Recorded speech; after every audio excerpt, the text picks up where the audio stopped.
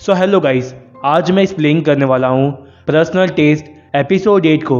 तो चलिए वीडियो को स्टार्ट करते हैं। एपिसोड 8 की स्टार्टिंग में हम देखते हैं केविन सैंगुजे वापस आ जाता है, जिससे जेनी को बहुत खुशी होती है। लेकिन केविन देखता है कि जेनी का घर बहुत ही ज़्यादा गंदा है, इसीलिए वो जेनी को अपने साथ सुपरमार्केट लेके जाता है, जहाँ पर केविन सफाई का सारा सामान खरीद लेता है।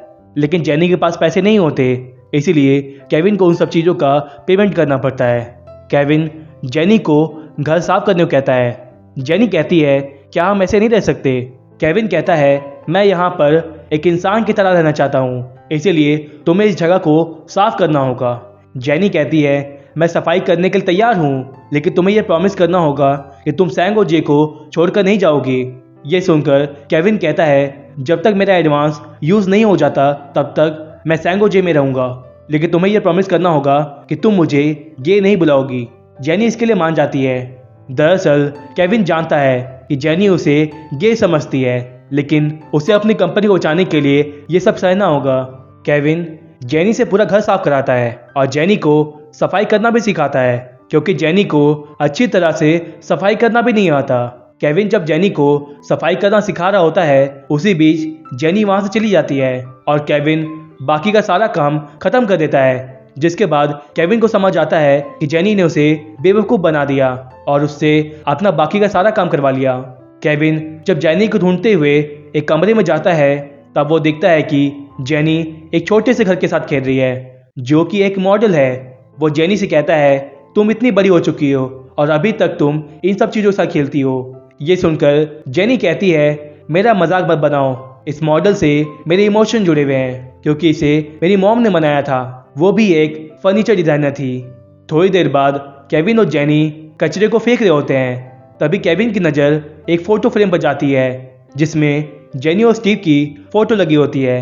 केविन कहता है क्या तुम सच में इसे फेंकना चाहती हो। जेनी के लिए ये तय करना थोड़ा मुश्किल होता है, क्योंकि वो स्टीव से बहुत प्यार करती थी। लेकिन तभी जेनी को वो पल याद आते हैं जब स्टीव ने उसे धोखा दिया था, इसलिए जेनी उस फोटो को फेंक देती है।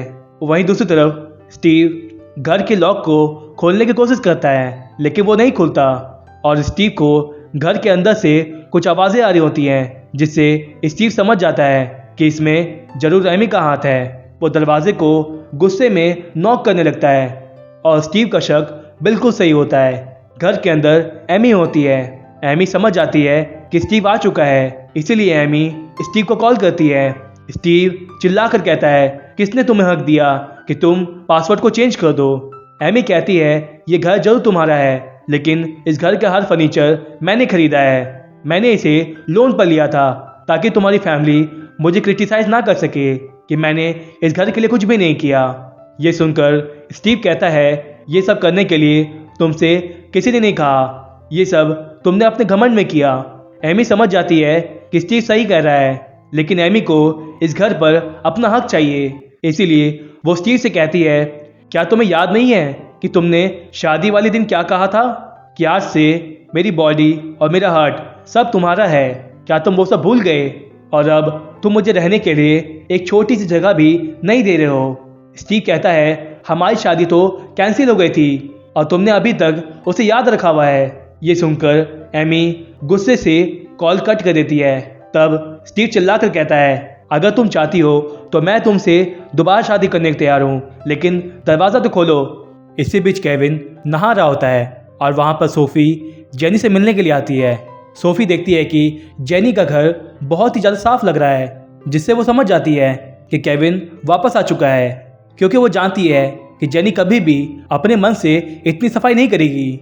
वो जेनी से कहती है क्या केविन वापस आ चुका है। जेनी कहती है केविन वापस आ चुका है क्योंकि मैंने उसे एक गिफ्ट दिया था। दरअसल जेनी को लगता है कि केविन उस गिफ्ट की वजह से वापस आया है, लेकिन ऐसा नहीं है। केविन यहाँ पर अपने काम को पूरा करने के लिए आया है। सोफ़ी कहती है अच्छा हुआ कि केविन वापस आ गया, अब मैं उससे अपना काम करा सकती हूँ। दरअसल सोफ़ी एक फोटोग्राफर है जो कि लोगों को अपना मॉडल बनाती है और उनकी फ़ोटो क्लिक करती है। ये सुनकर जेनी कहती है तो यही कारण था, इसीलिए तुम चाहती थी कि केविन सैंगोजे में रहे। तभी सोफ़ी जेनी को स्कॉट का एड्रेस देती है। जेनी हैरानी से कहती है तुम्हें यह कहाँ से मिला। सोफ़ी कहती है क्या तुम भूल गई मेरे हस्बैंड डिटेक्टिव हैं। जेनी को इससे बहुत खुशी होती है। सोफी देखती है कि जेनी से बहुत स्मेल आ रही है, इसीलिए वो कहती है तुमने कितने दिनों से नहीं नहाया। जेनी बताती है कि मैंने 3 दिनों से नहीं नहाया। ये सुनकर सोफी जेनी को ज़बरदस्ती नहाने के लिए भेजती है और वहाँ पर केविन जब नहाकर निकल रहा होता है तभी वहाँ पर जेनी आ जाती है। केविन जेनी को देखकर हैरान हो जाता है और जेनी भी केविन को इस हालत में देखकर हैरान हो जाती है। अपनी बॉडी को कवर करके केविन चिल्लाकर कहता है क्या तुम पागल हो। जेनी कहती है मुझे माफ़ कर दो, मैंने ग्लासेस या लेंसेज नहीं पहने हैं, इसीलिए मुझे सामने कुछ नहीं दिखाई देता है।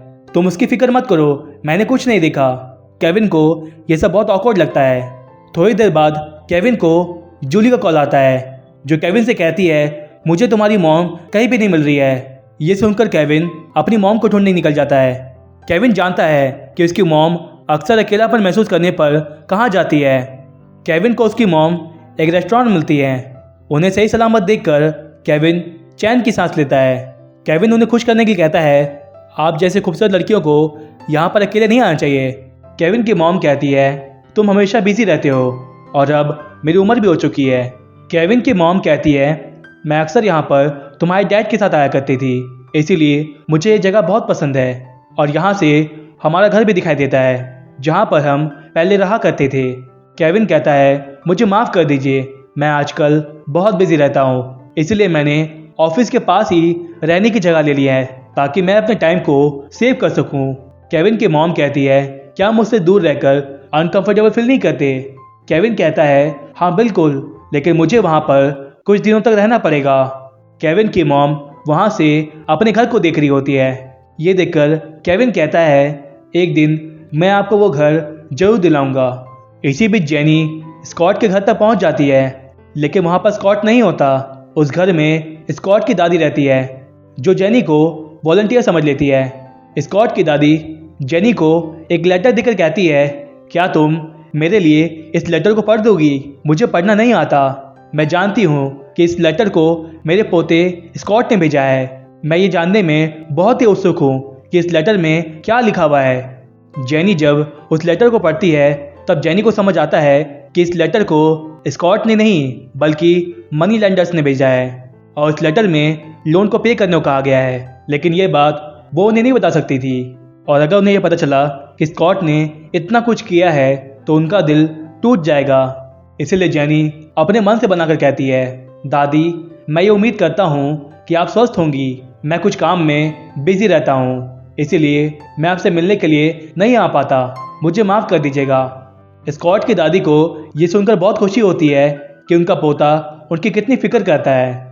वहाँ से निकलने के बाद जेनी स्कॉट को एक वॉइस मैसेज भेजती है और कहती है मैं लोन चुकाने की कोशिश करूंगी, लेकिन कम से कम तुम्हें अपनी दादी से बात कर लेनी चाहिए। वहीं दूसरी तरफ केविन ऑफिस के बाहर अपने एम्प्लॉयज़ के साथ में एक छोटी सी पार्टी कर रहा होता है और कहता है जैसा कि आप लोग जानते हैं कि हमारा फ्यूचर डैम आर्ट गैलरी के प्रोजेक्ट पर डिपेंड करता है, इसलिए मैं उम्मीद करता हूँ कि आप सभी लोग इस प्रोजेक्ट में अपना बेस्ट देंगे। जिसके बाद वो लोग पार्टी को एंजॉय करना शुरू कर देते हैं।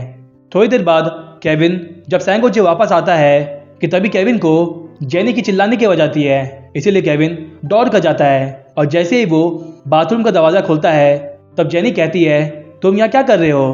केविन कहता है मुझे चिल्लाने की आवाज़ आई इसीलिए मैं दौड़ कर आया और वैसे भी मुझे तुम में कोई इंटरेस्ट नहीं है। तब जेनी को याद आता है कि केविन तो एक गे है, इसीलिए उसे मुझ में कोई इंटरेस्ट नहीं है। इसीलिए वो केविन से कहती है क्या तुम मेरे कॉन्टैक्ट लेंसेज ढूंढने में मेरी मदद करोगे, मुझसे वो कहीं पर गिर गई थी।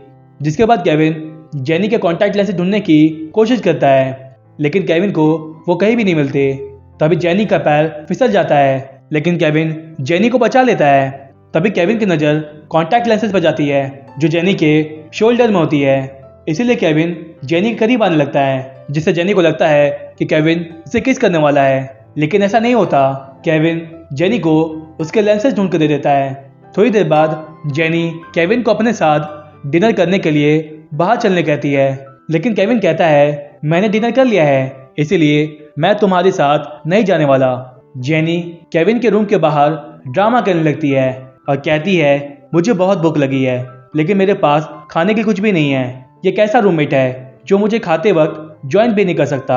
ये सुनकर केविन गुस्से से बाहर आता है और रेस्टोरेंट जाने के लिए मान जाता है। दरअसल जेनी कहीं ना कहीं केविन को अपना फ्रेंड मानने लगी है और अब उसे केविन के साथ रहने में अच्छा लगने लगा है।